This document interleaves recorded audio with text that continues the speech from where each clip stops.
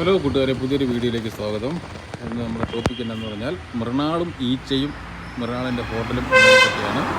വേറെ ഒന്നുമല്ല, മൃണാളിൻ്റെ ഹോട്ടലിൽ ഭയങ്കര ഈച്ച ശല്യമാണ്, വൃത്തിയില്ല എന്നൊക്കെ പറഞ്ഞ് ഭയങ്കര കംപ്ലൈൻറ്റും പരാതിയൊക്കെ ഇങ്ങനെ വീഡിയോസ് ഓരോരുത്തർ ഏത് വീഡിയോ എടുത്താലും മൃണാളും ഹോട്ടലും ഈച്ചയും എന്നെ പറ്റിയേ കാണാനുള്ളൂ.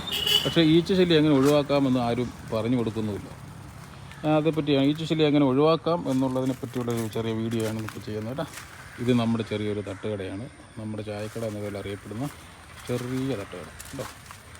മൃണാൾ സാറിൻ്റെ ഹോട്ടലും ചായക്കടക്കാരെയും തമ്മിൽ താരതമ്യം ചെയ്യാൻ പാടില്ല എന്നാണ് അദ്ദേഹത്തിൻ്റെ ഒരു വിലയിരുത്തൽ. അതെന്തെങ്കിലും ആവട്ടെ, പക്ഷേ നമ്മുടെ കടയിൽ ഒരു ഈച്ച പോലും എങ്ങനെ ഇല്ലാതായി എന്ന് അദ്ദേഹത്തിന് നമുക്കൊന്ന് പറഞ്ഞു കൊടുക്കണ്ടേ, വേണമല്ലോ. അതിന് വേണ്ടിയിട്ടുള്ള ഒരു വീഡിയോ ആണ് കേട്ടോ. ഇത് നമ്മുടെ കടയ്ക്കകത്ത് കയറി കഴിഞ്ഞാൽ 1, 2, 3 ടേബിൾ ഇട്ട് സെറ്റ് ചെയ്തിട്ടുണ്ട്. പുറത്തും ആൾക്കാർക്ക് ഇരിക്കാനുള്ള സെറ്റപ്പ് ഒക്കെ ഉണ്ട് കേട്ടോ. ഇത് കുടിക്കാൻ നല്ല ജീരകവെള്ളമാണ്, ഇത് ചൂട് ജീരകവെള്ളമാണ്. നമ്മളിതിനെ പാക്കറ്റിലിട്ടുള്ള ആവശ്യമില്ല, അതിനകത്ത് സാധനങ്ങളൊന്നും വാങ്ങി നമ്മൾ ഉപയോഗിക്കാറില്ല. നല്ല നമ്മുടെ പിന്നെ ചായ വണ്ടിയാണ് കേട്ടോ. സെറ്റ് ചെയ്തിട്ടുണ്ട്, പിന്നെ ചായ വണ്ടി സെറ്റ് ചെയ്തിട്ടുണ്ട്. പിന്നെ ഞാൻ കിച്ചണിനകം തട്ടുകടയ്ക്ക് അങ്ങനെയാണ് ഞാൻ നടത്തുക. സാധാരണ തട്ടുകടയിലൊക്കെ ഉപയോഗിക്കുന്ന സാധനങ്ങളൊക്കെ ഇതിലുണ്ടാക്കുന്ന പാത്രങ്ങൾ ബീഫ് ഉപയോഗിച്ച് വെച്ചിട്ടുണ്ട്. ഇത് നമ്മൾ പൊറോട്ട അടിക്കുന്ന പൊറോട്ടയും ദോശയും ഉണ്ടാക്കുന്ന കാര്യങ്ങളാണ് കേട്ടോ. ചെറിയ തട്ടുകട ആയതുകൊണ്ട് തട്ടുകടയാണ് ചെറിയ സെറ്റപ്പാണ്. പിന്നെ ഒരു ചെറിയ ബിരിയാണി അടിക്കാനുള്ള ഒരു തയ്യാറെടുപ്പിൽ അരിയൊക്കെ വെള്ളത്തിലിട്ടുണ്ട്. ഇത് നമ്മുടെ ചായ വെക്കുന്ന സ്ഥലം, ചായത്തട്ടാണ് കേട്ടോ. ചായ മറ്റേ എല്ലാ പരിപാടിയും ചെയ്യാം കേട്ടോ ഇവിടെ. ചില്ലി ചിക്കൻ ഓർഡറൊക്കെ അടിക്കുന്നതൊക്കെ ഇവിടെ തന്നെ, അതിനൊക്കെ ഓർഡറൊക്കെ അടിക്കുന്നത്. ഇങ്ങോട്ട് വന്നു കഴിഞ്ഞാൽ നമ്മൾ ബിരിയാണി ഉണ്ടാക്കാനുള്ള സാധനങ്ങളൊക്കെ വാങ്ങി തരുന്നുണ്ട്. സവാളയൊക്കെ ഉള്ളിയൊക്കെ അരിഞ്ഞ് റെഡിയാക്കി വെച്ചിട്ടുണ്ട്. ചിക്കൻ ബിരിയാണിയാണ്, ചിക്കൻ കട്ട് ചെയ്ത് എല്ലാ പരിപാടിയും നമ്മൾ തന്നെ കേട്ടോ.